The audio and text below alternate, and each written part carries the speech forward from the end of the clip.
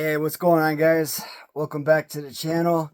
So, just today, I did get in a new wrestling figure from the Major Wrestling Figure store, the Major Bendies store, and I gotta tell you, man, I have completely spaced on this figure.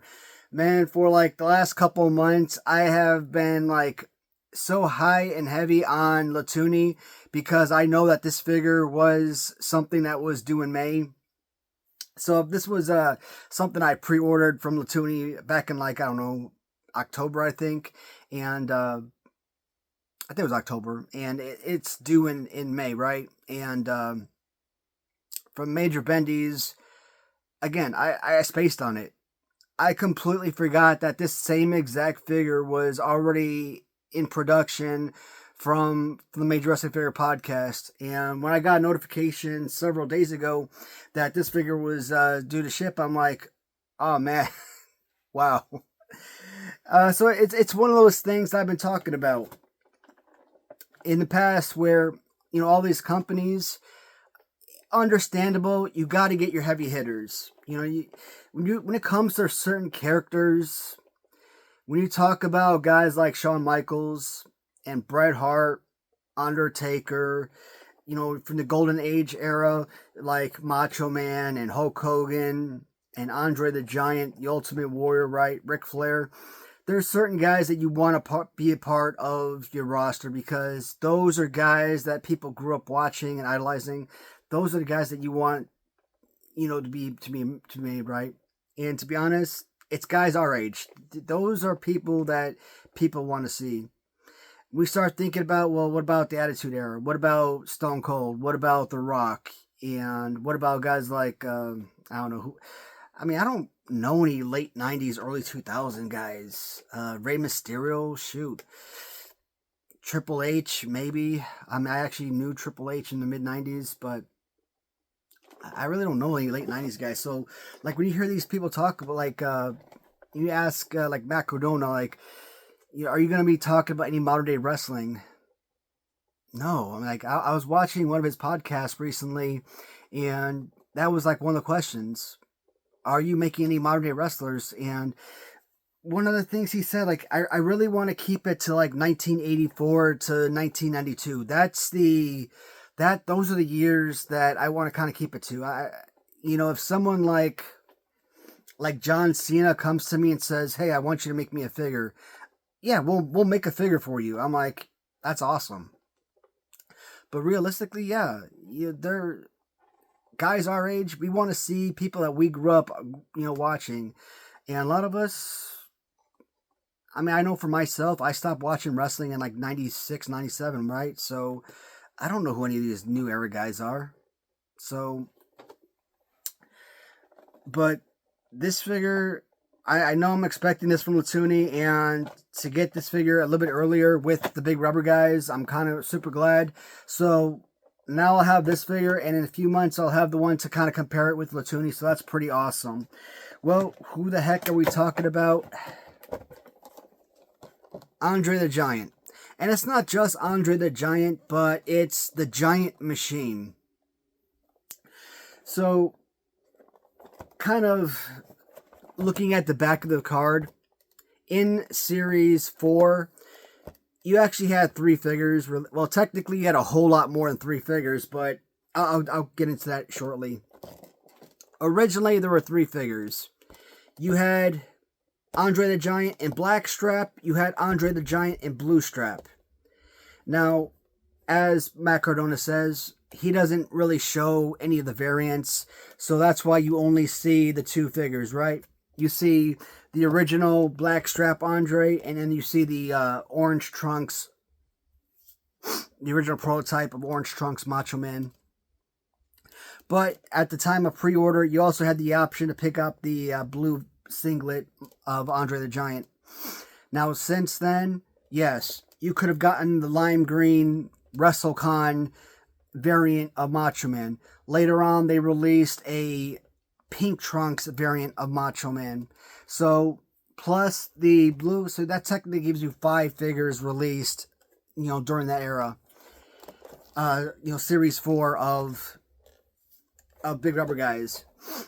Now, if you technically throw in this, giant machine, you could look at Series 4 as being 6 releases. So that's crazy. And because, he's not populated on here with any other figures, you're not looking at this as like a Series 10, Series 11, Series 12 figure. Again, you are still technically looking at it as a Series 4 figure. Just, again, one of the variants. So, with this variant, that technically makes Series 4 one of the largest released series with those 6 figures. But I don't like variants a lot because you're basically releasing this, you're making fans, especially when your fans want to support your company. And, man, what am I doing? I'm opening this card and I don't have to. Because I did actually order 2 of these. The last series, what was it, Series 9? And I always, since about Series 5, I think, with British Bulldogs, or maybe Series 6. Ever since Series 6, I've been ordering 2 sets of everything so that I have loose display to go along with a carded, my carded collection. But for whatever reason, with Series 9, I only got 1 set in. I don't know if I messed up and only ordered 1 set, or if they just haven't shipped me my second set. So I'm still waiting on a second batch. But I'm trying to get a comparable figure here. So that with Big Rubber Guys, obviously with Andre the Giant being, what was he, 7'4", I think? You got to make Andre the Giant larger than any of your other figures. And oh man, the video I watched last night, it was a live podcast review. So it was an old video from the Major Wrestling Figure podcast. Matt Cardona, he was reviewing like a Series 3 with Ric Flair, and inside my nose is itching like crazy. With Ric Flair and Macho Man and Marty Jannetty. And there were a lot of questions about those figures, and I guess somebody was complaining about the Sergeant Slaughter salute. Like, why is your hand not inward? Like, well, because that's how the original 1984 prototype was before Sergeant Slaughter jumped ship to Hasbro and GI Joe. But with the salute, that would have been made sense. But even his salute is not even touching the eyebrow, so I mean, it would have been wrong either way. But anyways, one of the things he was talking about, like, it's LJN, and he was talking about scales and stuff like that. And, with LJN scale, everything's got to be 8 inches, right? And, what if you're making Rey Mysterio, for example? Rey Mysterio, who's like 5'8", I think. You can't make a Rey Mysterio be the same size as, like, Andre the Giant.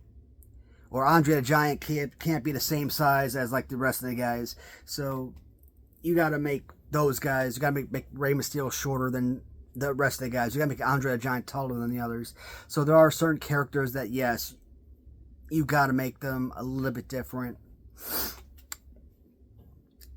So in general, I'm looking at this. I mean, you guys already know how I felt about the original Series 4 release of Andre the Giant.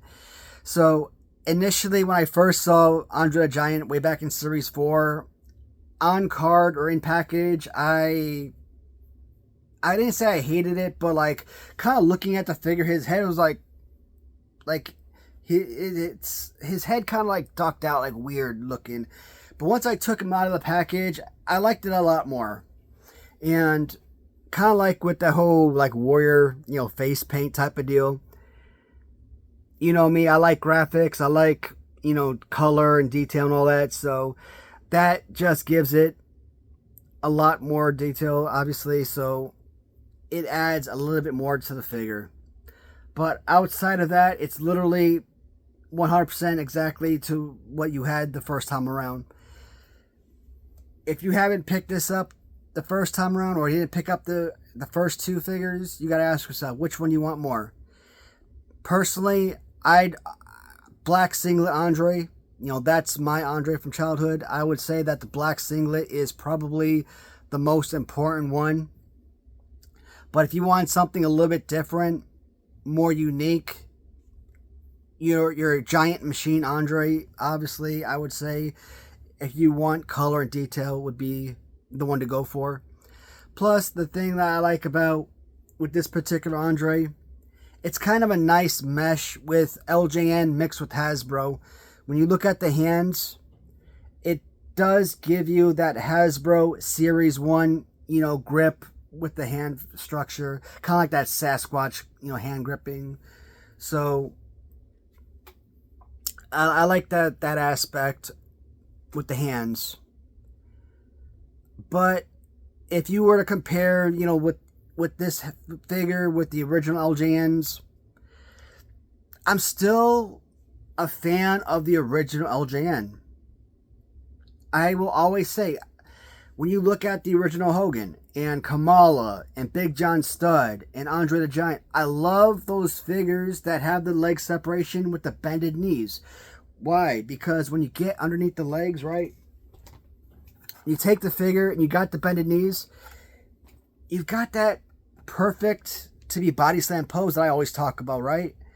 So, and it's not just the way that the arms are separated to give them that perfect body slam pose, but the ability themselves to be body slammed. And play pose wise, it's just a, perfect figure, right?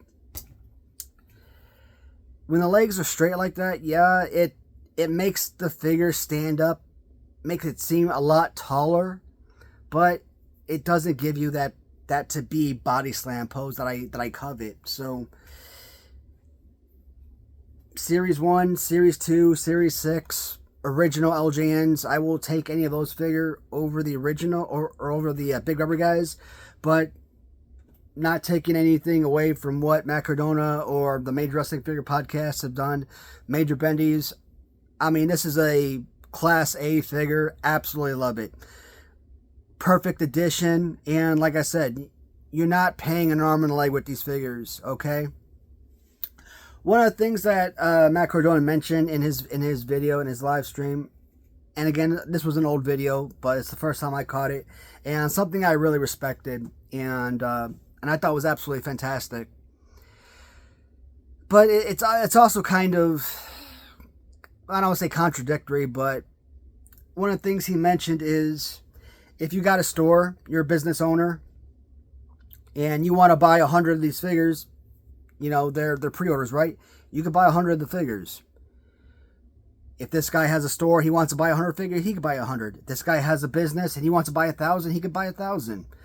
So you could buy as many figures of these as you want, and they're pre-orders, so they're made to order, right?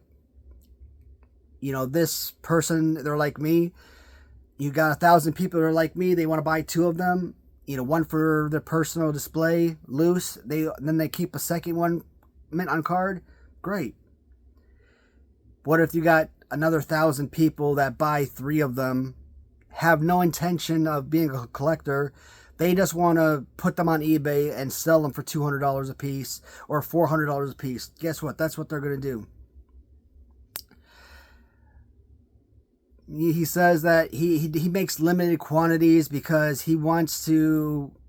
He doesn't want to make like 40 or 50,000 of these figures because he doesn't want anybody just to come on his shop whenever they want to buy the figures whenever, because he wants to give the opportunity for those who support him in his business to have, a limited run, so that it's more special. And I respect the hell out of that, right? So that you have something, kind of have like limited quantities, so that not everybody in the world has what you have, type of deal. A brilliant concept, but again, it's kind of contradictory to an extent, in the sense that, well, if this person's ordering 10,000 for their store, you're still going to have more quantity out there than just if you're only limiting 1 or 2 to per buyer. So, but still, I like that video a lot that he made. I mean, he answered a lot of good questions and gave a lot of good content. So, also in respect to the figure that Latuni is coming out in May. So on Facebook today, the Major Wrestling Figure Podcast, he is going to make a podcast review of the new Latuni figures. I think it's coming out next week. So I'm looking forward to possibly catching that show when it comes out. Now, there is a guy that was leaving, I don't want to say hate messages, but it was irritating the living snot out of me. So, I don't know if this guy follows my channel or anything. I doubt it, but irrelevant. One way or the other, here is the deal. You guys know I am a huge supporter of Ahmad and what he's doing with Latuni. What the Big Rubber guys are doing, what Ahmad's doing with the Latuni figures. You know, it's just a fun concept, bringing nostalgia back. I'm kind of losing faith with the Zombie Sailors, but still, Zombie Sailors, grapples and gimmicks, even Mattel retros. What Salvatore is doing with Ringmasters. I mean, still, all of these guys with the Hasbro style figures, same thing. You're just bringing nostalgia back for the fans who had these figures as kids, and it's just fun for collectors who just enjoy these old time memories, right? And you're gonna have haters hating on stuff for no damn reason. And so I don't want to say I got into it because I was just kind of responding to some messages that was really frustrating me. So this guy, he was hating on Ahmad and hating on Latuni for no darn reason. And here's the deal. He was talking about, well, I 3D print these figures, and these guys are just 3D printing LJN figures and calling them official figures. I'm like, dude, here's the thing. With what Major Wrestling Figure Podcasts are doing with their figures and what Latuni are doing with their figures, they are going out and they are actually signing wrestlers, okay? They're signing the wrestlers, or they're signing or they're getting permission from the family members. For Andre the Giant, what's his daughter's name? It's Robin Rusmanoff, if I'm pronouncing her name correctly. So here's another one. If I'm on eBay, if I got a mint on card Series 2 Andre the Giant, right, and I sell it to a buyer on eBay, buyer gets the package. Inside the bubble is a purple Series 2 Andre the Giant. The package is sealed.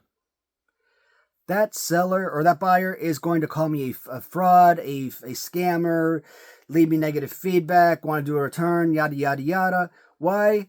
Because the LJN packaging might be original, the bubble might be original, but the figure inside is a custom. It is a fake. Right? I am selling, now if I put in listing, custom. I am specifying that what I am selling is a custom. I am not selling a licensed figure or what have you. I love what Random Treasures is doing. Huge fan, huge supporter. That's why I buy all their stuff, right? At the end of the day, they are called XOX Customs by Random Treasures. And it keeps them from getting sued, right? Otherwise, all of these wrestlers or their families or their estates would come back and sue the hell out of them. Why? Because, to the best of my knowledge, nobody has their consent to release their action figures. They're not getting paid for the sales that they're making. But Latuni and the Major Wrestling Figure Podcast, for all of, not only are they getting permission to create the likeness of these figures and selling them, but for all of the sales that they make for these figures, a percentage of those sales goes back to the estate of those wrestlers or the promoters, the referees, the managers, basically whoever it is that they're creating, right? So it's going back to the wrestler or their families, what have you. So I can, if I'm over there and I'm selling, if I'm creating a brick and mortar business, I'm saying, hey, I'm creating a licensed figure. This is obviously not a licensed figure. This is a legitimate custom. And so, and this guy is trying to make the claim that, oh, well, I'm 3D printing figures. How is it not the same? And so it just blew my mind that he cannot understand the comparable difference between a legitimate custom and somebody who actually has permission and has officially licensed figures and is actually giving percentage of the money back to the families and to the estates for those sales of each of those, for each individual figure. So it blows my mind. So yeah, not, I see that and it's just insane. I think Grapplers and Gimmicks, I think Zombie Sailors does the same thing with their retro figures.